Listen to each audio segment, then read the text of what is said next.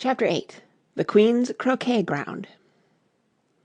A large rose tree stood near the entrance of the garden. The roses growing on it were white, but there were 3 gardeners at it, busily painting them red. Alice thought this a very curious thing, and she went nearer to watch them, and just as she came up to them she heard one of them say, "Look out now, Five, don't go splashing paint over me like that." "I couldn't help it," said Five in a sulky tone.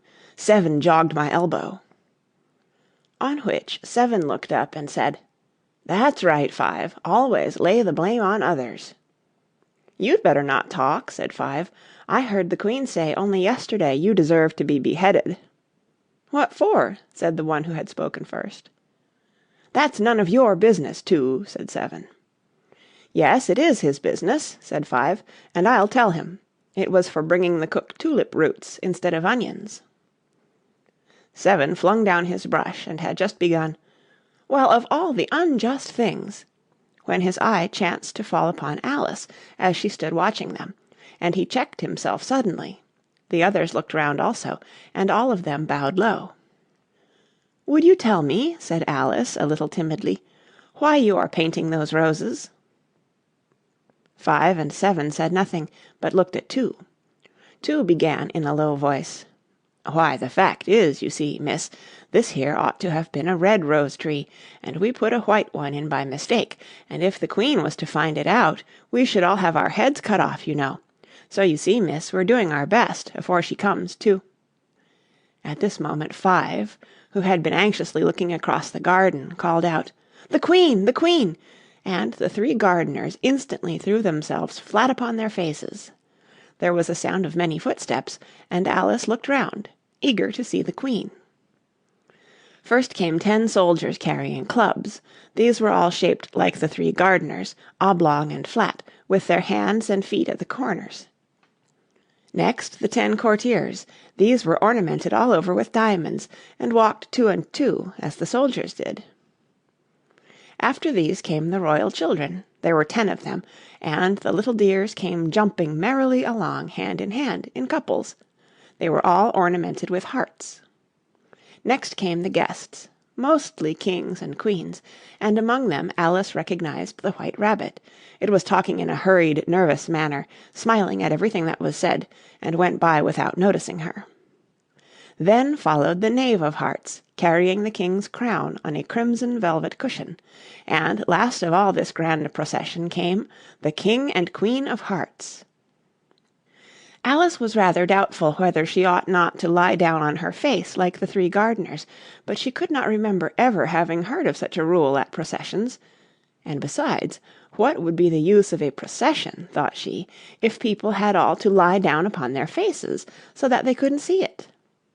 So she stood still where she was and waited. When the procession came opposite to Alice, they all stopped and looked at her, and the Queen said severely, "Who is this?" She said it to the Knave of Hearts, who only bowed and smiled in reply. "Idiot," said the Queen, tossing her head impatiently.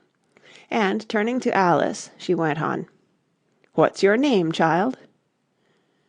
"My name is Alice, so please your Majesty," said Alice very politely, but she added to herself, "Why, they're only a pack of cards, after all. I needn't be afraid of them." "And who are these?" said the Queen, pointing to the 3 gardeners, who were lying round the rose tree, for you see, as they were lying on their faces, and the pattern on their backs was the same as the rest of the pack, she could not tell whether they were gardeners, or soldiers, or courtiers, or 3 of her own children. "How should I know?" said Alice, surprised at her own courage. "It's no business of mine." The Queen turned crimson with fury, and, after glaring at her for a moment like a wild beast, screamed, "Off with her head! Off!" "Nonsense!" said Alice very loudly and decidedly, and the Queen was silent. The King laid his hand upon her arm, and timidly said, "Consider, my dear, she is only a child." The Queen turned angrily away from him, and said to the Knave, "Turn them over." The Knave did so, very carefully, with one foot. "Get up!" said the Queen in a shrill, loud voice, and the 3 gardeners instantly jumped up and began bowing to the King, the Queen, the royal children, and everybody else. "Leave off that!" screamed the Queen. "You make me giddy." And then, turning to the rose tree, she went on, "What have you been doing here?" "May it please your Majesty," said Two, in a very humble tone, going down on one knee as he spoke, "we were trying—" "I see," said the Queen, who had meanwhile been examining the roses. "Off with their heads." And the procession moved on, 3 of the soldiers remaining behind to execute the unfortunate gardeners, who ran to Alice for protection.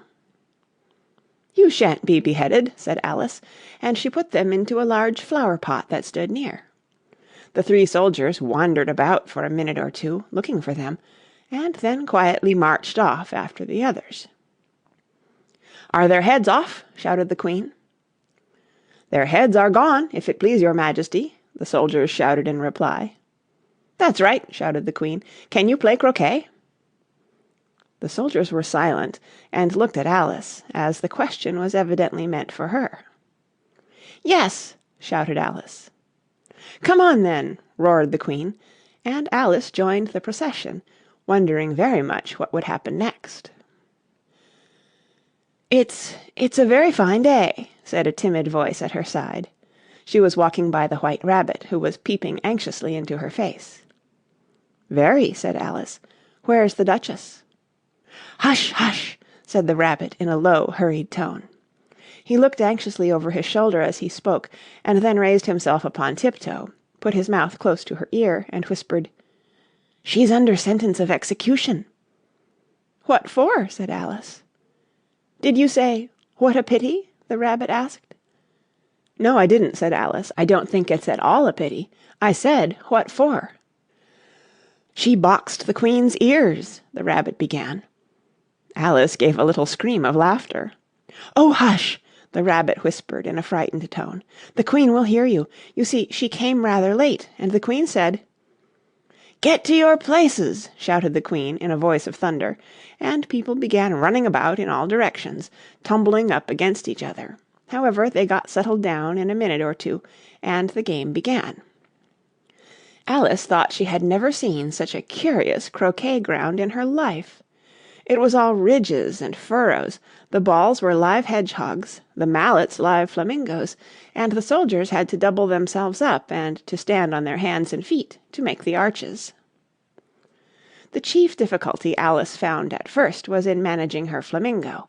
She succeeded in getting its body tucked away comfortably enough under her arm with its legs hanging down, but generally, just as she had got its neck nicely straightened out and was going to give the hedgehog a blow with its head, it would twist itself round and look up into her face with such a puzzled expression that she could not help bursting out laughing, and when she had got its head down and was going to begin again, it was very provoking to find that the hedgehog had unrolled itself and was in the act of crawling away. Besides all this, there was generally a ridge or furrow in the way wherever she wanted to send the hedgehog to, and as the doubled-up soldiers were always getting up and walking off to other parts of the ground, Alice soon came to the conclusion that it was a very difficult game indeed. The players all played at once without waiting for turns, quarrelling all the while, and fighting for the hedgehogs, and in a very short time the Queen was in a furious passion, and went stamping about and shouting, "Off with his head!" or "Off with her head!" about once a minute. Alice began to feel very uneasy. To be sure, she had not as yet had any dispute with the Queen, but she knew that it might happen any minute. "And then," thought she, "what would become of me? They're dreadfully fond of beheading people here. The great wonder is that there's anyone left alive." She was looking about for some way of escape, and wondering whether she could get away without being seen, when she noticed a curious appearance in the air.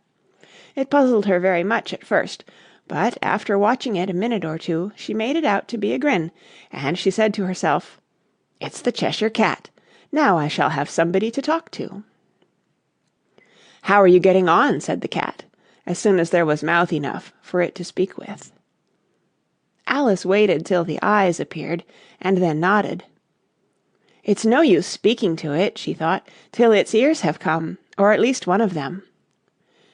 In another minute the whole head appeared, and then Alice put down her flamingo and began an account of the game, feeling very glad she had someone to listen to her. The cat seemed to think that there was enough of it now in sight, and no more of it appeared.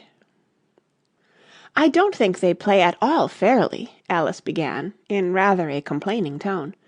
"And they all quarrel so dreadfully one can't hear oneself speak. And they don't seem to have any rules in particular. At least, if there are, nobody attends to them. And you've no idea how confusing it is, all the things being alive. For instance, there's the arch I've got to go through next, walking about at the other end of the ground. And I should have croqueted the Queen's hedgehog just now, only it ran away when it saw mine coming."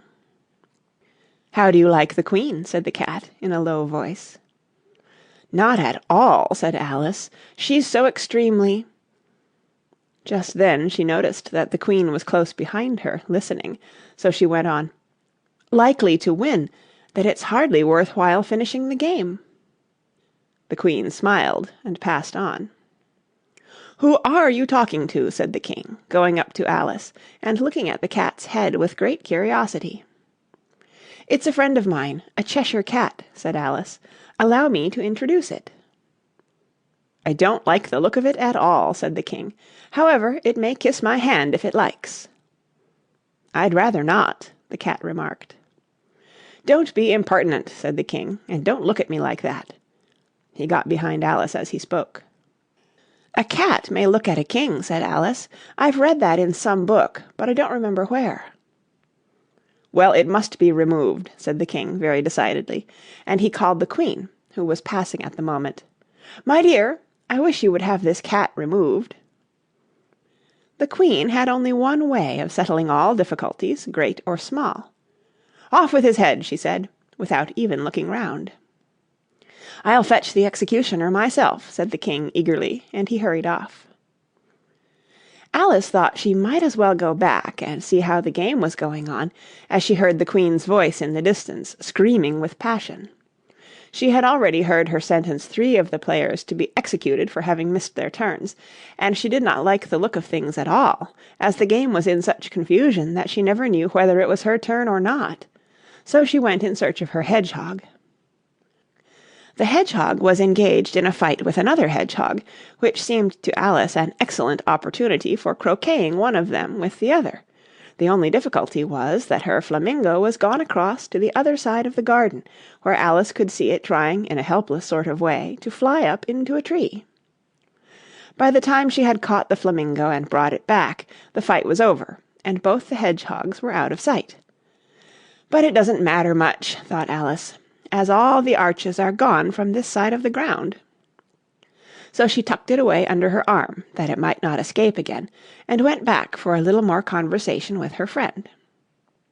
When she got back to the Cheshire Cat, she was surprised to find quite a large crowd collected round it. There was a dispute going on between the executioner, the King, and the Queen, who were all talking at once, while all the rest were quite silent, and looked very uncomfortable.